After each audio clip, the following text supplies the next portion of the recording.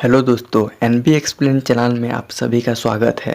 आज हम एक्सप्लेन करने वाले हैं अलोंग विद द गॉड। ये एक साउथ कोरियन मूवी है। ये मूवी 2017 में रिलीज हुई थी और IMDb में ये मूवी का रेटिंग बहुत अच्छा है। इस मूवी को किंग योंग ने डायरेक्ट किए हैं। तो विदाउट वेस्टिंग टाइम चलो हम स्टार्ट करते हैं हमारा एक्सप्लेन। इस संसार का सबसे बड़ा सवाल होता है कि मृत्यु के बाद हमारा आत्मा का क्या होता है। क्या हमारा आत्माओं को मृत्यु के बाद स्वर्ग और नरक में हमारा कर्मों का हिसाब करना पड़ता है। इस मूवी का स्टोरी कुछ ऐसे ही टॉपिक से रिलेटेड है। इस कहानी की शुरुआत में हमें एक आदमी को दिखाया जाता है जो रस्सी से लटका हुआ होता है और उसके हाथ में एक बच्चा भी होता है। दरअसल ये आदमी फायर डिपार्टमेंट में काम करता है। इस बिल्डिंग में आग लगने के कारण वो बच्चे को खिड़की से लेकर कूद जाता है, लेकिन अब वो रस्सी से लटका हुआ है। लेकिन उसके साथ ही उसको अपने तरफ खींचने से पहले ही उसके रस्सी में आग लगने के कारण उसकी रस्सी टूट जाती है और ये बहुत ऊपर से नीचे तेजी से आकर गिर जाता है। लेकिन इस आदमी को कुछ भी नहीं होता, ये बिल्कुल ठीक होता है और बच्चा भी पूरी तरह से सुरक्षित होता है क्योंकि बच्चा उसके ऊपर गिरता है। बच्चा उठता है और उसके परिवार के पास चला जाता है। इसके बाद इस आदमी भी उठता है और उस बच्चे के पास जाता है। उस बच्चे के पास उसके परिवार वाले भी होते हैं। ये बच्चे को उसके नाम पूछता है, लेकिन उस बच्चे ने इसका सवाल का कोई भी जवाब नहीं देता। ऐसा लगता है कि उन लोगों को इस आदमी दिख ही ना रहा हो। ये सब देखकर इस आदमी को कुछ भी समझ में नहीं आता और तभी पीछे से उसके नाम से पुकार आता है। दरअसल उसका नाम किम होता है और जब ये पीछे देखता है वहाँ पर एक आदमी और उसके साथ एक लेडी भी खड़ा होती है और वो दोनों के दोनों इसको देखकर मुस्कुरा रहे होते हैं। दरअसल वो लोग खुश हो रहे होते हैं इसको देखकर। और तभी किम दूसरे तरफ देखता है और वहाँ पर उसे उसका शरीर दिखता है और वो ये सब देखकर घबरा जाता है। यानी किम की मृत्यु हो चुकी है और ये जो है किम की आत्मा है। और वो लोग जो किम को देख पा रहे होते हैं वो इसके पास आते हैं।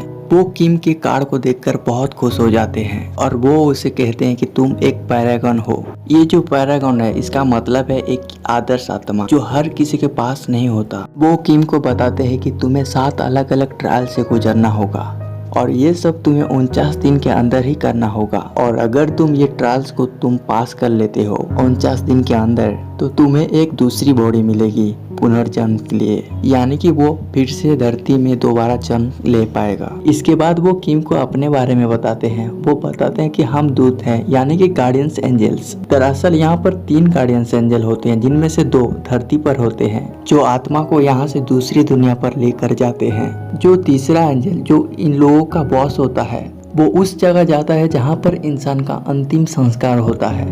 इन दोनों में से जो लड़की होता है उसका नाम होता है सी, लड़के का नाम होता है बी और जो इनका बॉस होता है जो सीनियर गार्डियंस एंजल है उसका नाम होता है ए। मतलब इन तीनों गार्डियंस एंजल के नाम ABC है।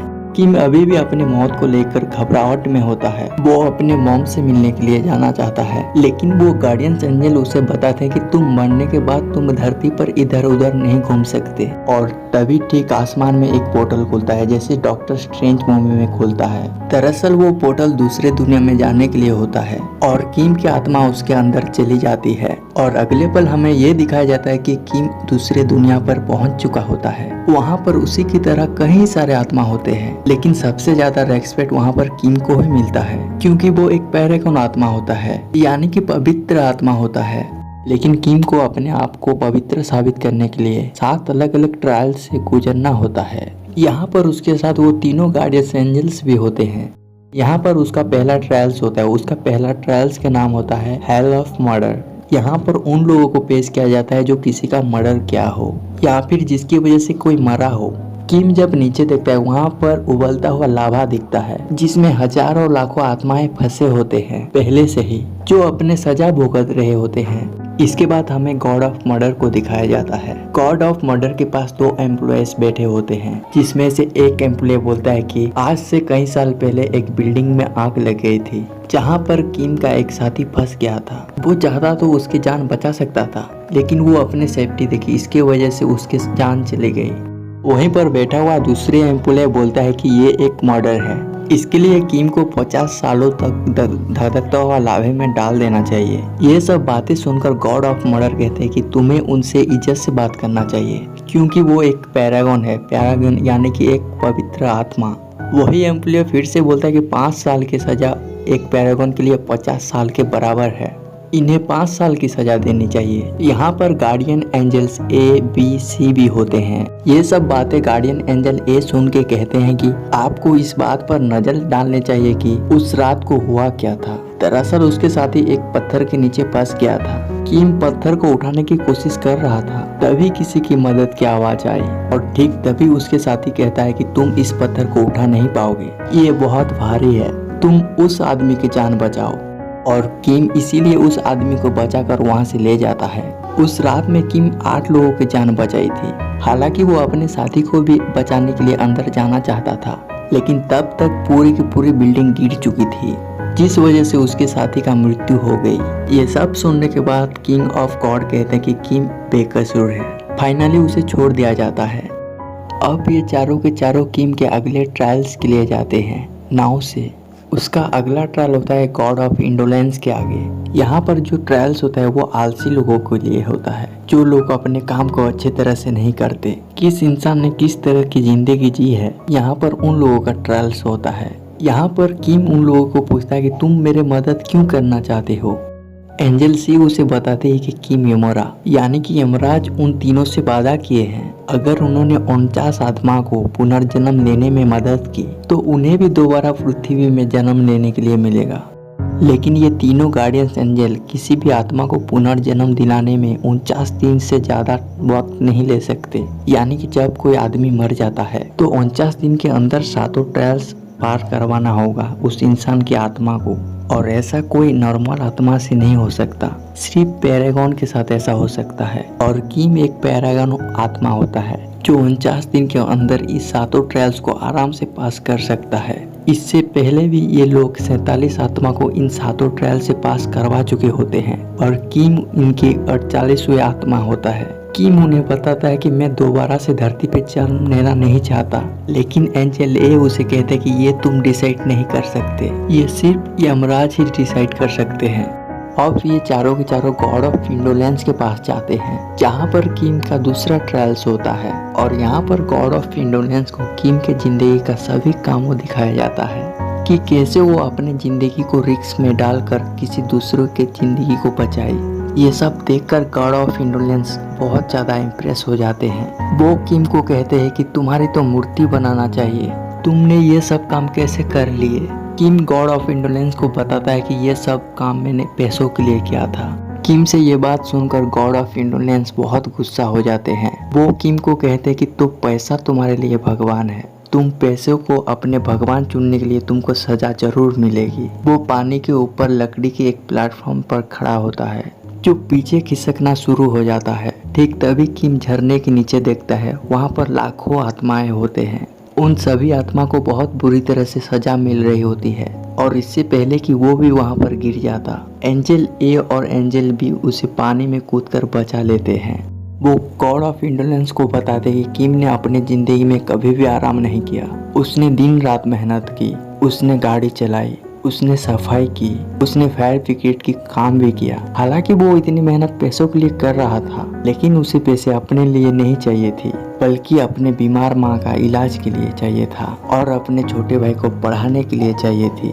और ये सब सुनने के बाद गॉड ऑफ इंडोलेंस कहती है कि हालांकि ये सब काम किम ने पैसों के लिए की, लेकिन पैसे उसके लिए नहीं बल्कि अपने परिवार के लिए चाहिए थी, इसीलिए उसे माफ किया जाता है और उसका दूसरा ट्रायल भी पूरी तरह से कामयाब हो जाता है। यानी कि किम ने दोनों ट्रायल्स को पास कर लिया। इसके बाद वो अपने अगले ट्रायल के लिए निकल जाते हैं और ये ट्रायल का नाम होता है हेल ऑफ डिजीज। यहाँ पर ऐसे लोगों को सजा मिलती है जो दूसरे का भला नहीं चाहते, दूसरों के साथ धोखा करते हैं, और ये जब रास्ते में होते हैं तभी उनके ऊपर पिशाच हमला करता है। ये देखकर पूरी तरह से तीनों गार्डियंस एंजल हैरान हो जाते हैं, क्योंकि आज से पहले ऐसा कभी भी नहीं हुआ था। ये सब देखकर गार्डियन एंजल ए बोलता है कि हो ना हो पृथ्वी पर किम के माँ या उसके भाई का अनैतिक तरीके से हत्या किया गया होगा और उनकी आत्मा अब बदला लेना चाहती है। और इसीलिए इन पिशाचों ने हमारे ऊपर हमला किए हैं और हमें अगर किम को इन 7 ट्रायल से पास करवाना है, उसे मुक्ति दिलाना है, तो मुझे इसकी तह तक जाना होगा। और वो पृथ्वी पर चला जाता है और यहाँ पर गार्डियन एंजल ए और बी किम को अगले ट्रायल के लिए ले जाते हैं और यहाँ पर उसके ऊपर इल्जाम होता है कि वो अपने साथी की जान नहीं बचा पाया था और उसके बेटी को उसके पिता बनकर लेटर्स लिखे और उसके मौत की खबर उसके बेटी से छुपाए रखे। और जब उसके बेटी को सच्चाई पता चली तब उसे बहुत दुख हुआ और साथ ही साथ वो अपने मॉम को भी झूठ बोला कि उसकी शादी हो चुकी है और उसका बेटा भी है, जबकि ऐसा कुछ भी नहीं हुआ था।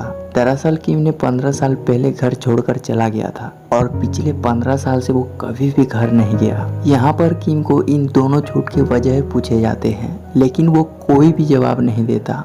और तभी उसके शरीर को जड़ से लपेट दिया जाता है और तभी उसके जवान काटी जाने वाली होती है और ठीक तभी गार्डियन एंजल सी कहती है कि मैं कुछ कहना चाहती हूँ। और वो कहती है कि माना कि किम ने झूठे लेटर्स लिखे, लेकिन उसमें उसका कोई भी फायदा नहीं था। दरअसल वो ये नहीं चाहता था कि उसके साथी का बेटी को ये पता चले कि उसके पिता की मृत्यु हो गई है, क्योंकि उस वक्त वो बहुत छोटी थी। उसे पढ़ाई में ध्यान देने की जरूरत थी और उन लेटर से उसके जिंदगी में खुशियाँ आई और उसने पढ़ाई पे ध्यान दी और अपनी जिम्मेदारी संभाल ली। और जब वो बड़ी हो गई तब उसे ये सब पता चला, लेकिन उसका बचपन सुधर गया और उसका पढ़ाई भी अच्छे से हो गई।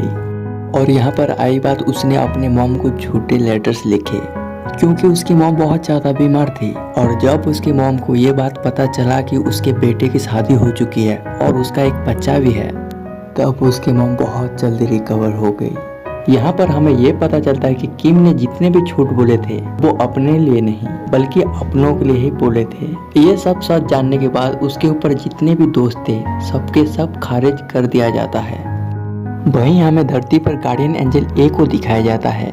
वो किम के घर पर जाता है और वहाँ पर उसे पता चलता है कि किम के मॉम के नहीं बल्कि किम के भाई की मौत हुई है। उसका भाई का नाम जिम होता है। और यहाँ पर गार्डियन एंजल ए जो जिम के फोटो के आगे जो 2 अगरबत्तियाँ लगी होती है, उसे उसके आत्मा को बाहर निकालता है और उसे पूछता है कि बताओ तुम्हारा मौत कहाँ हुई और कैसे हुई। लेकिन उसकी आत्मा वहाँ से भाग जाती है। तब गार्डियन एंजल ए उसका पीछा करता है, लेकिन वो उसका हाथ नहीं आता। और अब गार्डियन एंजल ए अपनी शक्तियों की मदद से पास्ट में चला जाता है, जहाँ पर किम के भाई जिम की मृत्यु हुई थी। और वो वहाँ पर ये देखते हैं कि किम के भाई जिम के वहाँ पर एक दोस्त होता है जो जिम को उसके भाई की मौत के बारे में उसे सहानुभूति दे रहा होता है। और वो दोनों एक दूसरे के गले लगते हैं और ठीक तभी जो जिम का जो दोस्त होता है उसके बंदूक से गलती से गोली चल जाती है। और फिर जिम का जो दोस्त होता है वो उसका सीनियर को यहाँ पर बुलाता है और जब तक वो यहाँ पर पहुँचता तब तक जिम का मृत्यु हो चुकी होती है। जिम का सीनियर इस बात को लेकर बहुत गुस्सा होता है। फिर वो कुछ सोचता है और उस जवान से जिससे गोली चली थी उसे कहता है कि तुमने ये जानबूझकर नहीं किया, तुम्हें इसकी बॉडी को ठिकाने में लगाना होगा।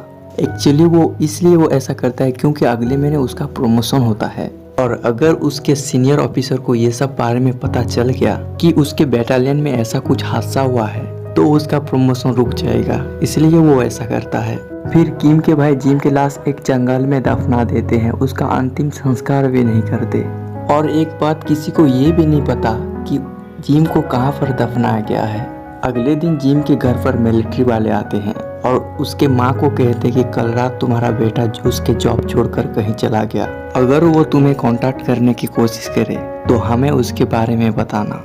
दरअसल वो लोग जिम को ढूंढ रहे होते हैं, उन्हें लगता है कि जिम ने अपने जॉब को छोड़ दी।